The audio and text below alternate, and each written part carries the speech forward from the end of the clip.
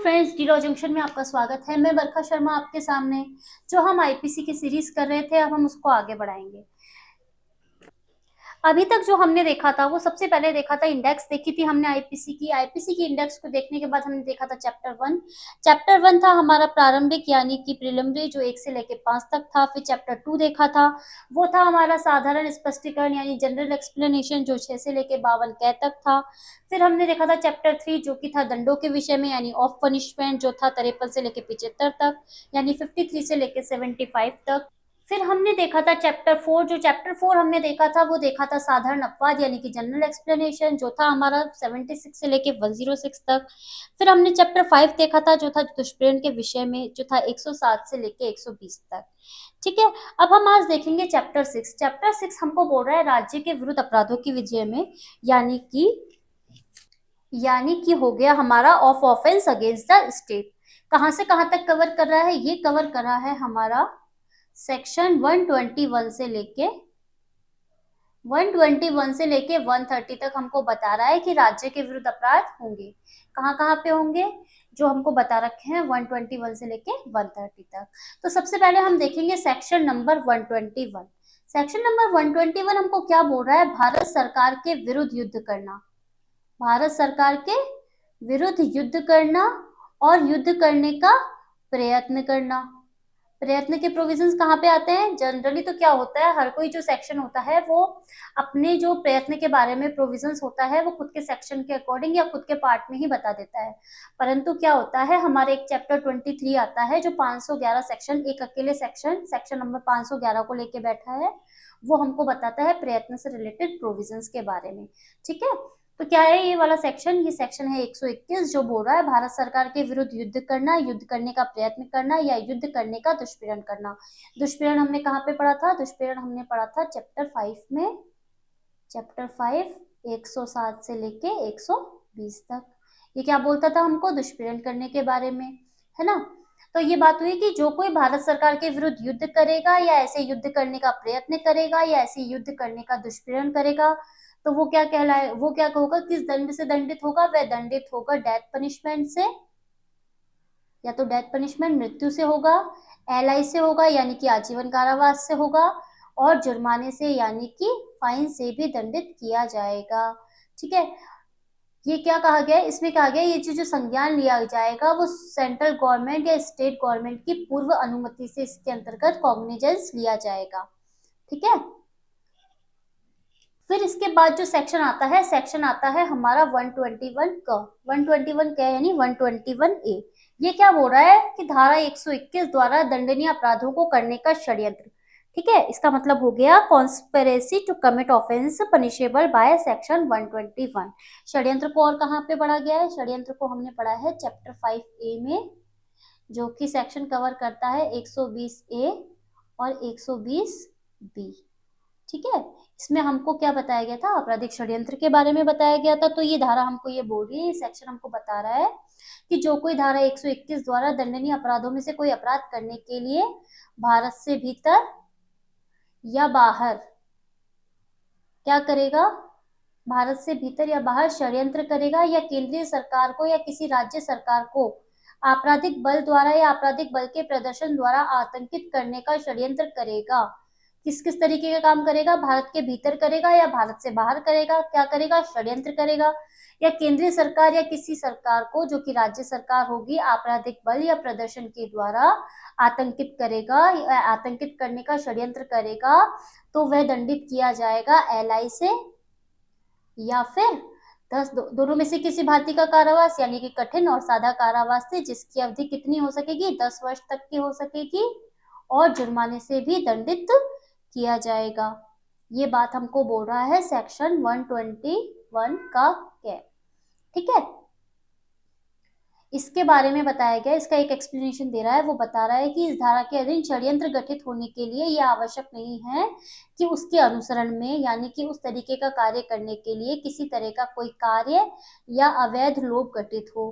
कार्य और अवैध लोभ को हम कहाँ पढ़ते हैं? कार्य और अवैध लोभ को पढ़ते हैं हम सेक्शन 33 के अंतर्गत यानी चैप्टर 2 में पढ़ते हैं हम इसको पढ़ते हैं कार्य या अवैध लोप को। इसकी डेफिनेशन जो कार्य या अवैध लोप होता है, कार्य या लोप जो होता है उसको बताया गया है हमको सेक्शन 333 के अंतर्गत। ठीक है, फिर ये हमको बता रहा है भारत सरकार के विरुद्ध युद्ध करने के आशय से आयुध आदि संग्रह करना।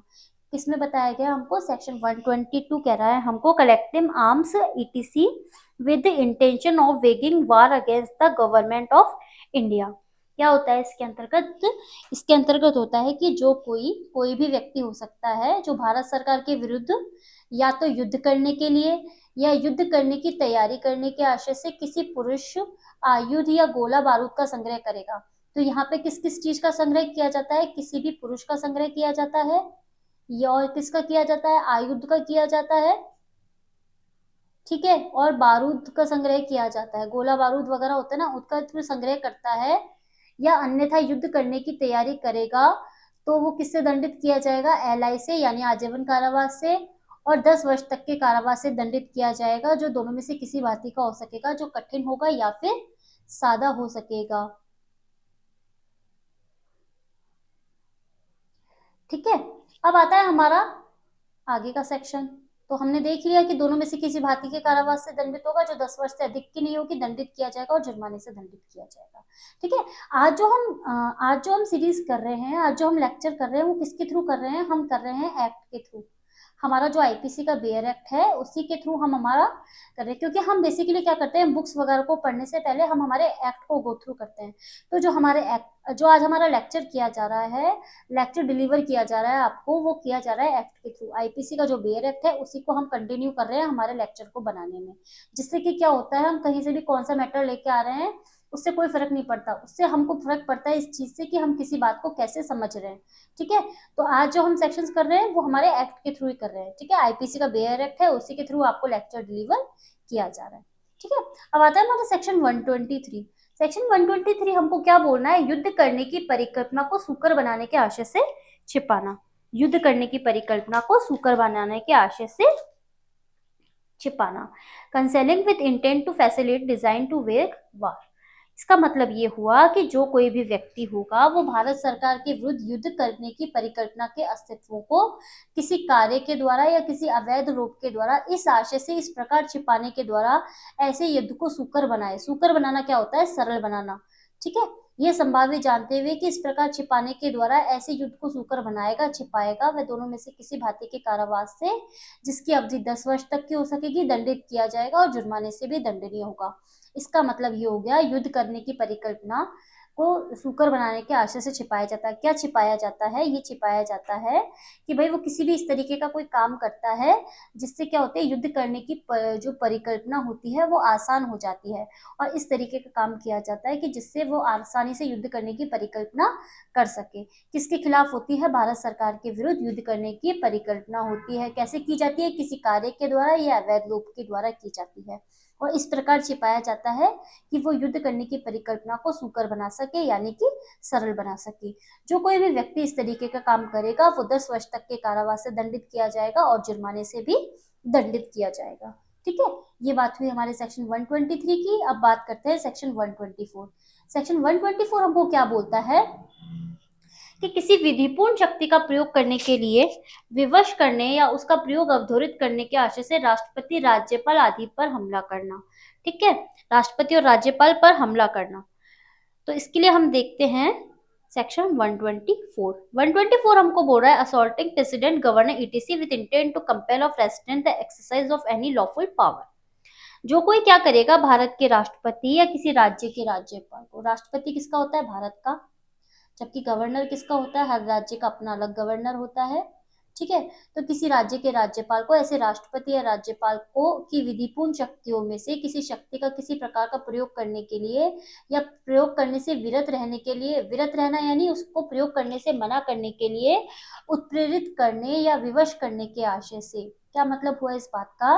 कि जो भी कोई व्यक्ति होगा वो या तो भारत के राष्ट्रपति को या किसी राज्य के राज्यपाल को उसकी अपनी शक्तियों का प्रयोग करने से रोकने के लिए, या इसका इस तरीके से प्रयोग करना कि भाई उससे क्या हो, कोई खतरा उत्पन्न हो, तो ऐसे राष्ट्रपति या राज्यपाल पर हमला करेगा, असॉल्ट करेगा, या फिर सदोष अवरोध करेगा या सदोष अवरोध करने का प्रयत्न करेगा।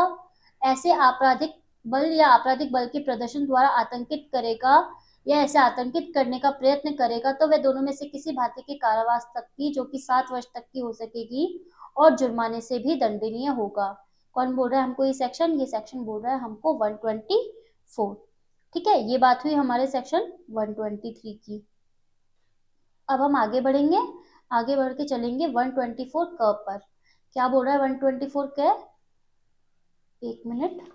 124 क्या बता रहा है हमको? राज्यद्रोह के बारे में, यानी कि सेडिशन के बारे में। तो क्या होता है, जो कोई भी व्यक्ति होगा वो बोले गए लिखे गए शब्दों द्वारा, या तो शब्दों के द्वारा या संकेतों के द्वारा या दृश्य रूपेण के द्वारा, क्या होता है दृश्य रूपेण? By whoever by words either spoken or written by signs or by visible representation। दृश्य रूपेण होता है विजिबल रिप्रेजेंटेशन के बाद क्या करता है, या किसी अन्य तरीके से भारत में विधि द्वारा स्थापित सरकार, जो भी भारत में विधि के द्वारा स्थापित सरकार होगी उसके प्रति क्या करेगा, घृणा या अवमान पैदा करेगा, या पैदा करने का प्रयत्न करेगा, या अप्रीति प्रदत्त करेगा। अप्रीति प्रदीप्त करेगा का मतलब होता है, इसके अंतर्गत आती है अभक्ति और शत्रुता की भावनाएं, यानी कि भारत सरकार के विरुद्ध, यानी जो भी सरकार होती है उसके विरुद्ध कोई अभक्ति रखता है, शत्रुता की भावना रखता है, वो आती है। या इस तरह की अप्रीति प्रदीप्त करेगा तो वो क्या होगा, लाइफ टाइम, यानी कि आजीवन कारावास से, जिसमें जुर्माना भी जोड़ा जा सकेगा प्लस फाइन।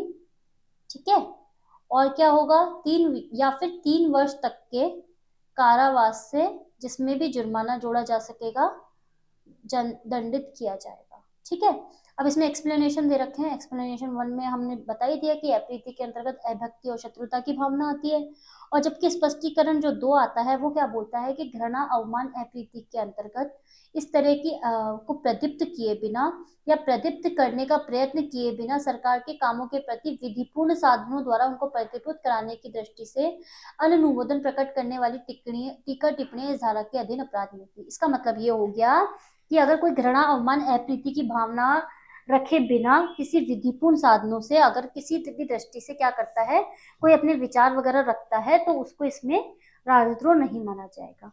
ठीक है, फिर स्पष्टीकरण 3 बोलता है हमको कि घृणा अवमान या अप्रीति को प्रदीप्त किए बिना, प्रदीप्त करने का प्रयत्न किए बिना सरकार की प्रशासनिक व अन्य क्रिया के प्रति अनुमोदन प्रकट करने वाली टीका टिप्पणियां इस धारा के अधीन अपराध घटित नहीं करती। इसका मतलब ये हो गया कि ऐसी कोई अप्रीति प्रदीप्त की गई है, घृणा अवमान या अप्रीति प्रदीप्त की गई है, या प्रदीप्त किए बिना क्या किया गया है, सरकार की कोई प्रशासनिक कार्यवाही या कोई अन्य क्रियाएं हैं, उनके प्रति अपना अनुमोदन, इसका मतलब हो गया अपने विचार कोई प्रकट किए गए हैं, किसी तरीके की कोई टीका टिप्पणियां की गई हैं, तो वो अपराध घटित नहीं होगी। क्या होना चाहिए, लेकिन बेसिकली कोई घृणा की भावना नहीं होना चाहिए, कोई अवमान नहीं होना चाहिए, कोई अप्रीति प्रदीप्त नहीं की गई होनी चाहिए। ठीक है, ये बोल रहा है हमको 124A। 124A जो होता है वो बहुत इंपॉर्टेंट सेक्शन है, ना केवल प्री के अकॉर्डिंग बल्कि मेंस के अकॉर्डिंग भी, तो आपको इसको अच्छी तरह से देखना चाहिए। ठीक है, शॉर्ट नोट टाइप का इसमें आ सकता है। अब आगे बढ़ते हैं, आगे बढ़ के चलेंगे सेक्शन 125 की तरफ। 125 हमको बोल रहा है भारत सरकार से मैत्री। मैत्री क्या होती है, weighing war against any Asiatic power in alliance with the government of India. इसका मतलब हो गया कि जो भारत सरकार से मैत्री का संबंध रखते हैं, मित्रता का संबंध रखते हैं, किसी एशियाई शक्ति के विरुद्ध युद्ध करना। तो जो कोई भी व्यक्ति होगा भारत सरकार से मैत्री का या शांति का संबंध रखने वाली किसी एशियाई शक्ति की सरकार के विरुद्ध युद्ध करेगा, या ऐसे युद्ध करने का प्रयत्न करेगा, या इस तरीके के का दुष्प्रेरण करेगा, तो क्या होगा, दुष्प्रेरण क्या होता था, दुष्प्रेरण हमने देखा था, इसमें आता था उकसाना। ठीक है, उकसाना आता था, फिर आता था षड्यंत्र और किसी तरह की सहायता। ये हमने देखा था दुष्प्रेरण के अपराध को, जब चैप्टर देखा था उसमें हमने ऐसा देखा था। ठीक है, तो वह क्या होगा, आजीवन कारावास से, यानी कि लाइफ इम्प्रिजमेंट, जिसमें होगा जुर्माना प्लस फाइन, या दोनों में से किसी भांति के कारावास से जो कठिन और सादा हो सकेगा, या फिर जिसकी अवधि 7 वर्ष तक की हो सकेगी और जिसमें जुर्माना जोड़ा जा सकेगा, से दंडित किया जाएगा। ठीक है, अब हम आगे बढ़ते हैं, आगे बढ़ के चलेंगे सेक्शन 126 की तरफ। सेक्शन 126 हमको बोल रहा है भारत सरकार के साथ शांति का संबंध। ये जो 125 था वो हमको बोल रहा था मैत्री का संबंध, और जब 126 बोल रहा है वो हमको बोल रहा है शांति का संबंध। शांति का संबंध रखने, पावर एट पीस, ठीक है ना। तो पावर ऑफ पीस यानी कि शांति का संबंध रखने वाली शक्ति के राज्य क्षेत्र में कोई लूटपाट करेगा तो वो किस दंड से दंडित होगा। तो ये बता रहा है कि जो कोई भी भारत सरकार से मैत्री का या शांति का संबंध रखने वाली किसी शक्ति के साथ, शक्ति के राज्य क्षेत्र में कोई लूटपाट करेगा या लूटपाट करने की तैयारी करेगा, वह दोनों में से किसी भांति के कारावास से, दोनों में से किसी भांति के कारावास से, जिसकी अवधि कितनी हो सकेगी, 7 वर्ष तक की हो सकेगी, और दंडित किया जाएगा जुर्माने से भी, और ऐसी लूटपाट करने के लिए उपयोग में लाई गई या उपयोग में लाई जाने के लिए आश्रित या ऐसी लूटपाट द्वारा अर्जित संपत्ति के संपहरण से भी दंडनीय होगा। क्या होता है संपत्ति का संपहरण? मतलब उससे वो चीज वापस ली जा सकेगी, ठीक है ना, उसको वापस लिया जा सकेगा। तो ये बात बोली हमको 126 ने कि भारत सरकार के साथ यदि कोई शांति का संबंध रखने वाली शक्ति है, उस शक्ति के राज्य क्षेत्र में कोई लूटपाट करेगा तो वह व्यक्ति दंडित होगा 7 वर्ष तक के कारावास से, जिस और जुर्माने से भी दंडित किया जाएगा, और ऐसी जो संपत्ति अर्जित की गई है उसको क्या किया जाएगा, संपहरण किया जाएगा, फोर्फीचर किया जा सकेगा। ठीक है, अब बढ़ते हैं आगे। आगे बढ़ के जाते हैं हम 127 पर। 127 हमको क्या बोल रहा है? 127 हमको बोल रहा है कि धारा 125 और 26, 125 में तो हमने क्या देखा था, मैत्री का संबंध, और 126 में हमने देखा था शांति का संबंध। तो जो कोई धारा 125 में और 126 में वर्णित युद्ध या लूटपाट द्वारा ली गई संपत्ति प्राप्त करता है, तो जो कोई धारा किसी संपत्ति को ये जानते हुए प्राप्त करता है कि वह धारा 125 यानी कि मैत्री का संबंध रखने वाली, यानी 126 यानी कि शांति का संबंध रखने वाली जो है शक्ति है, शांति का संबंध रखने वाली जो है, जो हमारी भारत से जिससे शांति का संबंध है, उसमें वर्णित अपराधों में से किसी के किए जाने में ली गई संपत्ति को प्राप्त करेगा, तो वो दोनों में से किसी भांति के कारावास से जो हो सकेगी 7 वर्ष तक, प्लस फाइन से दंडित किया जा सकेगा और जुर्माने से भी दंडित होगा, और इस प्रकार प्राप्त की गई संपत्ति के संपहरण से भी दंडित होगा। संपत्ति का संपहरण मतलब फोर्फीचर ऑफ प्रॉपर्टी। ठीक है, फिर आता है हमारा सेक्शन 128। सेक्शन 128 हमको बोल रहा है लोक सेवक का स्वेच्छा राज कैदी या युद्ध कैदी को भागने देना।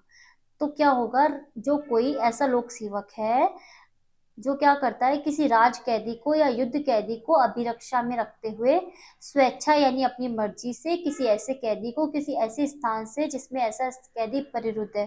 कैदी कहाँ पे परिरुद्ध होता है? बेसिकली कैदी होता है परिरुद्ध जेल में। तो वहां से अगर निकल भागने देगा तो वह आजीवन कारावास से, वह कौन, यानी कि लोक सेवक दंडित होगा। कितने दंड से? आजीवन कारावास से, या दोनों में से किसी भांति के कारावास से जिसकी अवधि 10 वर्ष तक की हो सकेगी। ठीक है, या फिर जुर्माने से भी, साथ साथ जुर्माने से भी दंडित किया जाएगा। ठीक है, अब आगे बात करते हैं हम सेक्शन 129 की। 129 हमको क्या बोल रहा है कि उपेक्षा से लोक सेवक का ऐसे कैदी का निकल भागने सहन करना। यहाँ तो क्या किया है, उपेक्षा से नहीं किया गया, यहाँ किया गया स्वेच्छा किया गया है। जबकि 129 बोल रहा है हमको negligently, public servant negligently suffering such prisoner to escape. ठीक है, क्या बोल रहा है कि नेग्लिजेंसली क्या कर रहा है, उसको कैदी को भागने दे रहा है। तो क्या करेगा कि जो कोई लोक सेवक होते हुए किसी राज कैदी या युद्ध कैदी को अभिरक्षा में रखते हुए उपेक्षा से, ना स्वेच्छा से बल्कि उपेक्षा से, ऐसे कैदी को किसी ऐसे परिरोध स्थान से जिसमें ऐसा कैदी परिरुद्ध है यानी कि जेल हो सकती है, निकल भागना सहन करेगा, वह सादा कारावास से जिसकी अवधि 3 वर्ष तक की हो सकेगी दंडित किया जाएगा और जुर्माने से भी दंडनीय होगा। ठीक है, ये बात बोली हमको 129 ने। अब इस चैप्टर का जो लास्ट सेक्शन है वो है 130। 130 हमको बोल रहा है कि ऐसे कैदी के निकल भागने में सहायता देना, उसे छुड़ाना या संशय देना।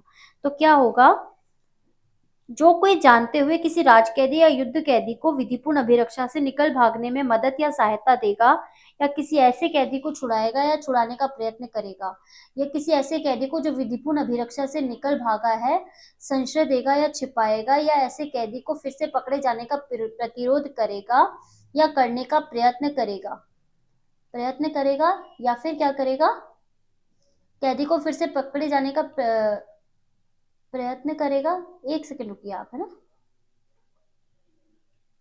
या करने का प्रयत्न करेगा तो वह आजीवन कारावास से या दोनों में से किसी भांति के कारावास से, जिसकी अवधि कितनी होगी, 10 वर्ष तक की हो सकेगी, और दंडित किया जाएगा और जुर्माने से भी दंडनीय होगा। तो क्या मतलब निकला, इसमें क्या होता है। और ये संशय कहाँ पे पढ़ा था हमने, सेक्शन हमने पढ़ा था 52A में। सेक्शन 52A हमको बोलता है कि भाई मेरी यहाँ पे डेफिनेशन दे रखी है, ठीक है। तो इसका मतलब ये हो गया कि ऐसे कैदी को निकल भागने में सहायता देना, उसे छुड़ाना या संशय देना, जो क्या करता है, जो कोई जानते हुए किसी राजकैदी युद्ध कैदी को विधिपूर्ण अभिरक्षा से निकल भागने में मदद करेगा, सहायता देगा, किसी ऐसे कैदी को छुड़ाएगा, छिपाएगा, या ऐसे छुड़ाने का प्रयत्न करेगा, या उस कैदी को फिर से पकड़े जाने का प्रतिरोध करेगा, तो वह व्यक्ति 10 वर्ष तक के कारावास से दंडित किया जाएगा और जुर्माने से भी दंडित किया जाएगा। इसमें एक एक्सप्लेनेशन भी दे रखा है। एक्सप्लेनेशन क्या बोल रहा है कि कोई राज कैदी या युद्ध कैदी जिसे अपने पैरोल पर भारत में कतिपय सीमाओं के भीतर यथेच्छ विचरण की अनुज्ञा है, मतलब क्या है, मतलब सीमाओं के भीतर उसको घूमने विचरण करने की आज्ञा है, और वह विधिपूर्ण अभिरक्षा से निकल भागा है, तब कहा जाता है जब वह उन सीमाओं से परे चल जाता है जिसके भीतर यथेच्छ विचरण करने की अनुज्ञा है। इसका मतलब हो गया कि यहाँ पर उसको विचरण करने की अनुज्ञा है, यहाँ पर घूमने की अनुज्ञा है, और वह इन सीमाओं से परे चला गया है, बाहर चला गया है कोई व्यक्ति, तो ऐसा माना जाएगा कि वो निकल भागा है, विधिपूर्ण अभिरक्षा से वह निकल भागा है। तो ये हुआ हमारा राज्य के विरुद्ध अपराध के बारे में चैप्टर। चैप्टर कौन सा था, ये चैप्टर है हमारा 6 हमको बोल रहा है राज्य के विरुद्ध अपराध, और सेक्शन बोल रहा है 121 से लेके 130 तक। इसमें जो बेसिकली सेक्शन इंपॉर्टेंट आता है वो आता है 124A, 130, और फिर क्या होता है 125, 126, ये मोस्टली इसके इंपॉर्टेंट सेक्शंस है। जब कभी हम इसको रीड करेंगे तो हम इन सेक्शंस पे ज्यादा ध्यान देंगे। तो ये था हमारा लेक्चर अबाउट राज्य के विरुद्ध अपराधों के विषय में हमारा लेक्चर ये था हमारा, ठीक है। अगर आपको हमारा ये लेक्चर अच्छा लगा हो तो प्लीज इसको लाइक, शेयर और सब्सक्राइब कीजिए, और जुड़े रहिए डीलो जंक्शन के साथ। आप हमारी ऑफलाइन क्लासेस से भी संपर्क कर सकते हैं, जो कि है डीलो इंस्टीट्यूट। डिस्क्रिप्शन बॉक्स में आपको नंबर मिल जाएंगे। अभी हमारे एपी और आरजीएस के बैच चल रहे हैं, जो कि 15 मार्च से स्टार्ट हुए हैं, तो आप जल्दी से उसमें एनरोल कर सकते हैं, रजिस्ट्रेशन करवा सकते हैं हमारा, और जुड़े रहिए डीलो जंक्शन के साथ, ठीक है। Thank you so much.